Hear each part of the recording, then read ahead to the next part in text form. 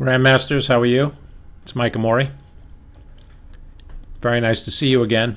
This video is for our 12 o'clock and 2 o'clock class, but it really could easily fit right into the 4 o'clock program because it's not easy, and it's a continuation of this theme that we've been talking about, compensation, which is basically stuff that you get on the board that's worth material. You know, we looked at an opening this week or last week where white gives away 2 pawns, but in return they have these really strong bishops that came from the Danish gambit. Here in this position, this was a training position that the WCA used when we first opened up, and our 4 o'clock class back then, and it was really strong, and we had these students play from this position, and we didn't tell them anything. We just said, okay, one of you guys says white, one of you guys says black, and you know, at first the kids playing black were really excited because if you do the math here, you'll see that right now everything is equal, but hopefully with a little bit of analysis, you'll see that black has a chance to win a pawn. And let's get the mouse cursor going. You should see me circling this pawn on e3, and that pawn is attacked twice. It's attacked by the knight and the queen, and this was kind of a trick that Russer and I used because black can take that pawn, but it might not be their best move, as you'll see as one of our players proves that with the white pieces. So before we go on and I show you how it happened, make sure you guys, when you see a position for the first time, that you say to yourself, what part of the game am I in? Is this an opening? Well, clearly not. Middle game? Yeah, you might say this is a middle game because there's still a lot of power on the board that can checkmate the king. You know, black and white both have queens and rooks, and that's powerful stuff. And plus a knight, you know, if black could get this knight cemented in here somewhere to attack this king, then you would have a queen and knight, which can be a really deadly combination, right? However, it was black's choice here to snap off the pawn, which leads into an endgame. And in an endgame, there's still chances to have compensation for material. So if you're a little confused by the words that I'm using, you know, you can always take down a note or take a picture of the screen. You can do a lot of things and come into class and just ask us and we'll straighten it out for you, okay? All right, anyway, let me show you what happened. So black is going to win this pawn here on e3. The problem for black is they have to be careful how they win this pawn. So, for example, you could grab the pawn with a knight, but that's going to create a little bit of a problem for you because when you take the pawn with the knight, do you see that the black queen is the only piece protecting it? You know, if this black queen were not here, then we could just take a knight. So it turns out there's a way after the knight takes the pawn that you can chase this queen away. So here I would advise you to stop your video or pause it. You should know how to do that. Pause it and then study the position and see what white would do. Okay, hopefully you found this really cool move, h4. It attacks the queen, and the problem is it's going to chase her away. If she just grabs the pawn, I mean, that looks good, why not? But then we just take the knight.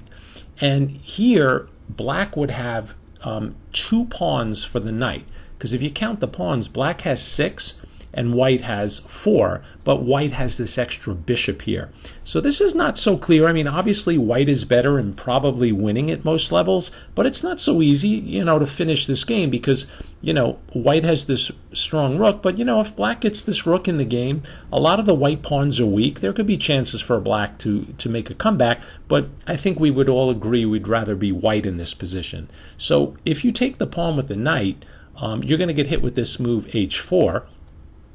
Some of you grandmasters may have said, well, I can still move the queen and protect the knight, and that looks good on the surface, but it's not going to work because, again, pause your video. What move can white play? And that's right, the move g5 really hems the queen in, ties her up back in here. She can't come to h5 because the bishop will take, and now if you take the h-pawn, the queen will take.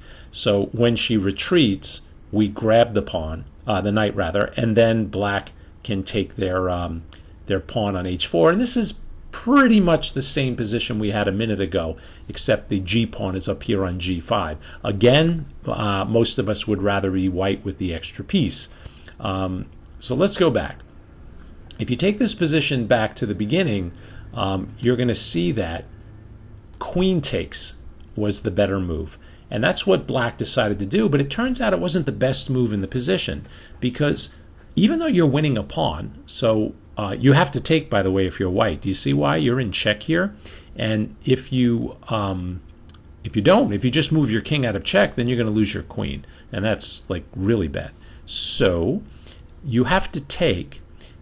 Black will take back, and you might be happy as black. And believe it or not, most of the kids who had the training position with black went for this line. They grabbed the pawn, but it turned out not to be best.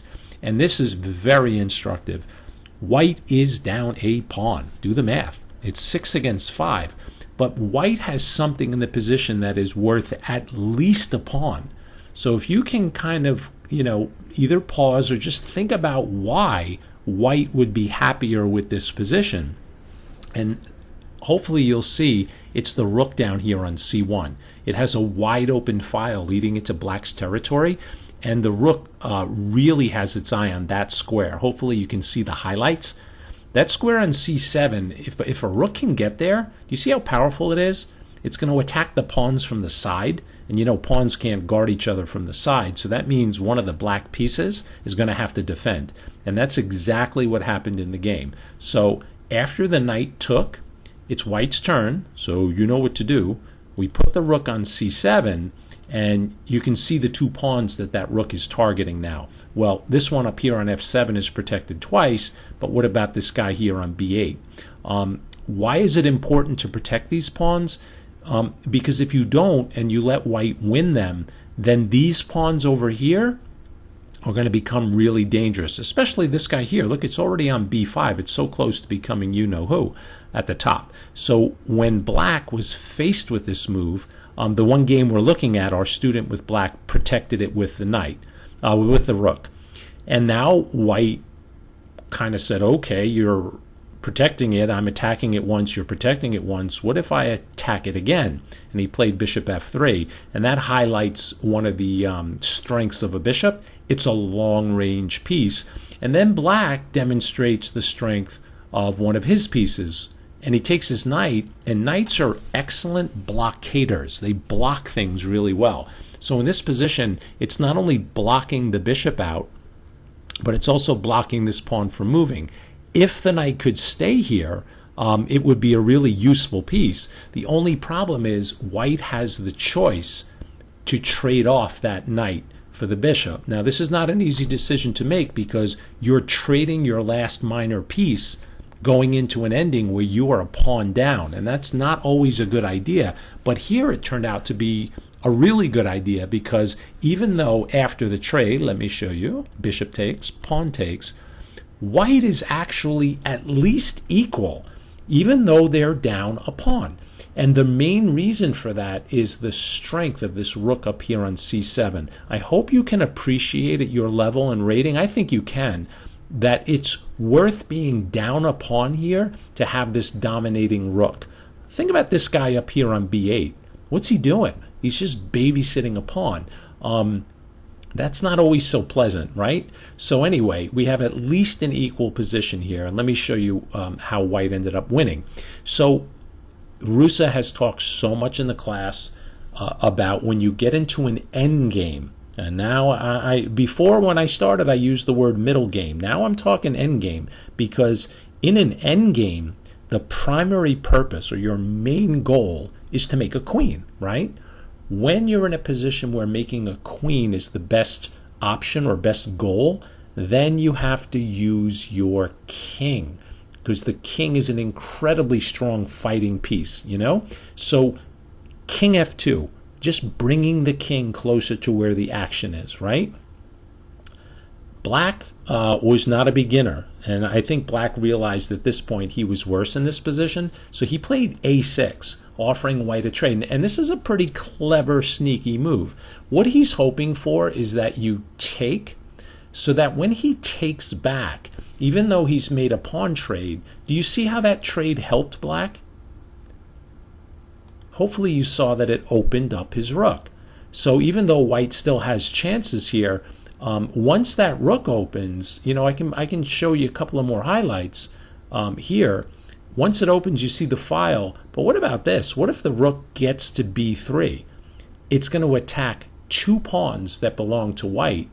And even though white may be able to do something with this rook up here, black is getting counterplay. Black's rook is active. They're back in the game. And don't forget, they're up a pawn. So if white's not careful, they could easily get into a losing position. So I give black a lot of credit for playing this move a6.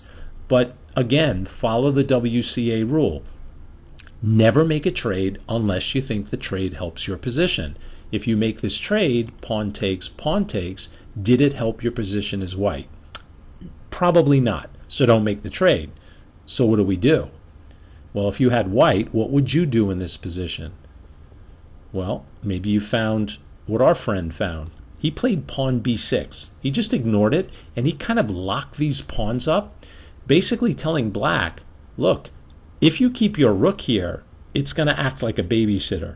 If you try to move it, then I'm going to grab this pawn, and now look at the b pawn. It started out on b5, now it's on b6. It's only 2 boxes away from becoming a queen. So white is really playing this endgame well. Okay, so after b6, black tried to get their king over. But the other problem here is, because this rook is so strong, if you try to bring your king over to harass or bother this rook, he can always start picking off these pawns here. So black is in this kind of like, I don't know, zugzwang position. Wherever they do, their position is going to get worse. So they kind of need to sit tight. So white continued with his plan. He brought his king up. And in this position, black probably should have stopped white's idea. And can you see white's idea? Like, why would white play king f3? Yeah, that's right. He wants to advance it into black's position if allowed. So maybe black could have played the move g5, which would have created this pawn wall. You see how both of these pawns control these squares diagonally? And that would have stopped the king from getting up and given white some work to do. So now if white has to get this king involved, you may have to trade this pawn off, or at least white has to work for the win. And it's not clear that they can win.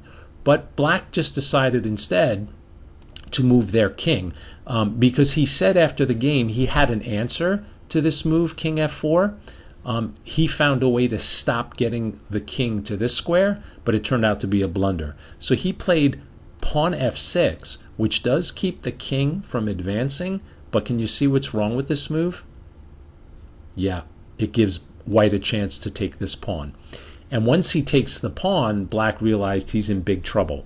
If you move this rook, again, this pawn will get captured, and you have to be careful here that white just doesn't play check, winning your rook on b8. That would be a disaster, right? So black brought the king back, and here he set a little bit of a trap again. It's still good for white to do this, but I think he's hoping that white takes this pawn, which is still great for white. White is probably winning here. But after the king attacks the rook, let's say you protect the rook with your king, there's a possibility of playing moves like rook h8, which are going to win this pawn.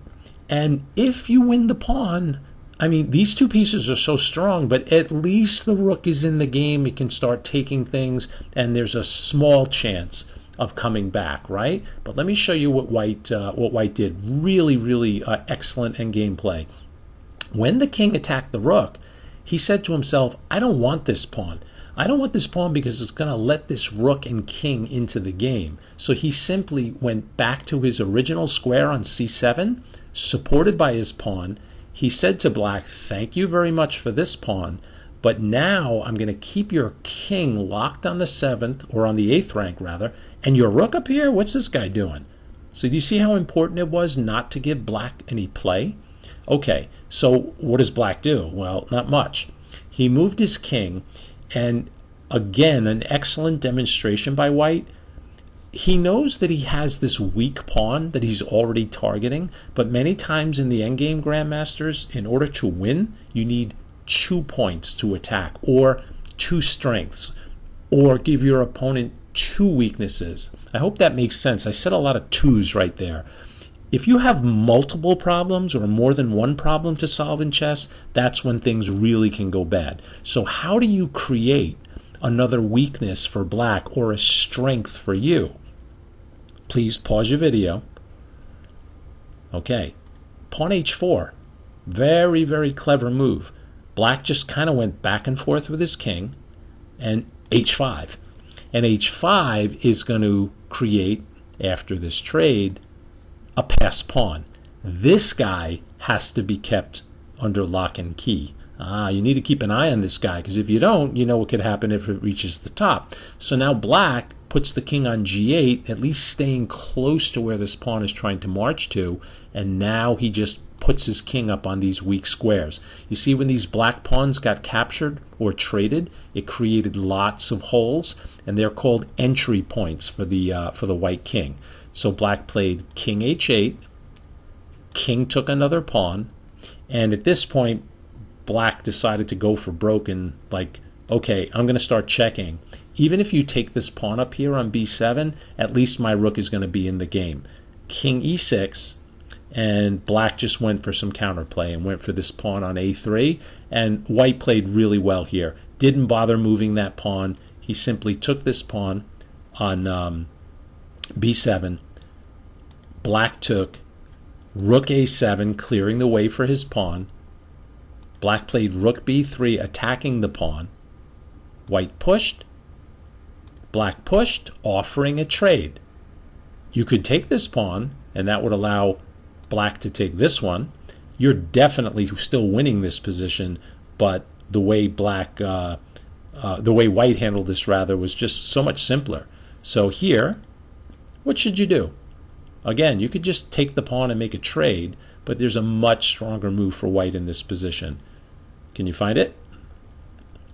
Come on, one of you, you're not even trying, I'm watching. I can see that. You're ready to click stop and pause the video? Again, for good? No, you can't do that, Josh. I saw that. Okay. How do I know it's Josh? Oh, I know. Rook a8 check. Beautiful move. Game over. King has to come out, and then you simply put Big Mama on the board, and what does black do? If you move your rook, then the queen is going to start checking and eventually mate this guy up here. So black took, white took, and in this position black resigned. Even if you could take this pawn, you can have it, because white is going to take this pawn, and this guy's not going anywhere. The rook can always chase it, and there's no way that black can hold this. Okay, I hope you enjoyed it. I forgot how good this was, how well white played, but it just shows to show you the WCA students how strong they are today and even way back then. All right, Grandmasters, we'll see you Sunday. Sorry, Josh.